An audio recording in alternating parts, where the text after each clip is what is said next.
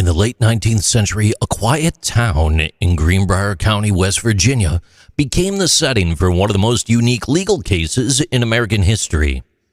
The tale of the Greenbrier ghost is not just a ghost story. It's the only known instance where the testimony of a spirit helped convict a murderer in a court of law.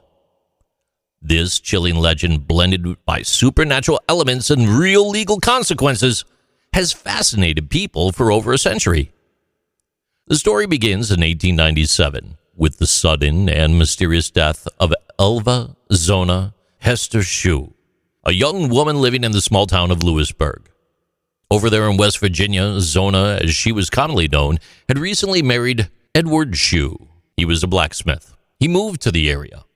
And though Zona's mother, Mary Jane Hester, had reservations about the match, Zona seemed quite happy in her new life. On January 23, 1897, Zona was found dead in her home by a neighbor boy sent by her husband on an errand. Edward appeared distraught and grief-stricken, and the local doctor, George W. Knapp, initially ruled the death as an everlasting faint. That's now commonly known as heart failure. At the time, there was no reason to suspect foul play. However, Zona's mother, Mary Jane Hester, never believed that her daughter's death was natural. She suspected Edward from the very beginning, and though she had no evidence to support her claims until she received a visit from beyond the grave. According to Mary Jane, Zona's spirit began to visit her over the course of 4 nights, appearing at her bedside in the dead of night. The ghost revealed to her mother that Edward Shue had murdered her in a fit of rage, strangling her after an argument. Zona's spirit allegedly showed her mother the exact way in which she had been killed, turning her head 180 degrees to demonstrate how her neck had been broken. Convinced by these spectral visits, Mary Jane took her concerns to the local prosecutor, John Alfred Preston. And while the prosecutor was understandably quite skeptical, Mary Jane's persistence, combined with the odd behavior of Edward at Zona's funeral, where he had refused to let anyone near the body, led to the exhumation of Zona's remains for further investigation.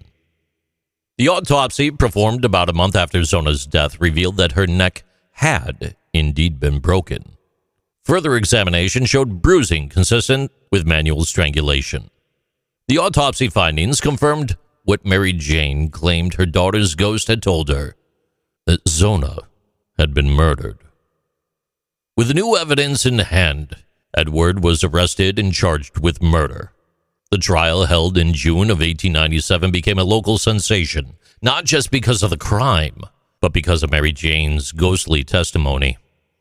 While the prosecution avoided focusing on the supernatural elements of the case, the defense attempted to discredit Mary Jane by emphasizing her claims of communication with her daughter's ghost. In a dramatic turn, the defense put Mary Jane on the stand. They were expecting to expose her story as irrational, but Mary Jane remained calm and consistent with her testimony, reiterating that her daughter's ghost had appeared to her and revealed the truth about her death. Her sincerity made a strong impression on the jury. Despite the defense's efforts to dismiss the ghost story, the physical evidence of Zona's broken neck and Edward's suspicious behavior were enough to convict him. Edward Shue was found guilty of first-degree murder and sentenced to life in prison. He died 3 years later in the West Virginia State Penitentiary.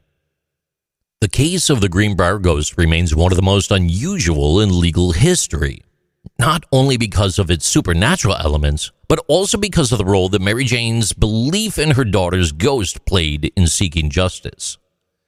And while the ghost testimony was never officially entered into evidence, it was quite clear that Mary Jane's unwavering conviction was a driving force behind the investigation.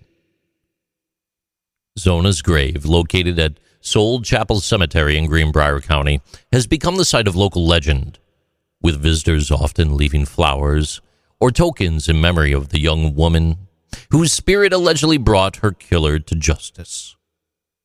And Mary Jane, despite having no formal power of authority, used her belief in supernatural to challenge the official version of events to ensure her daughter's death was investigated. Whether or not one believes in the supernatural, the story of Zona and her mother serves as a powerful reminder that sometimes the truth cannot be buried. These are Interesting Things with JC.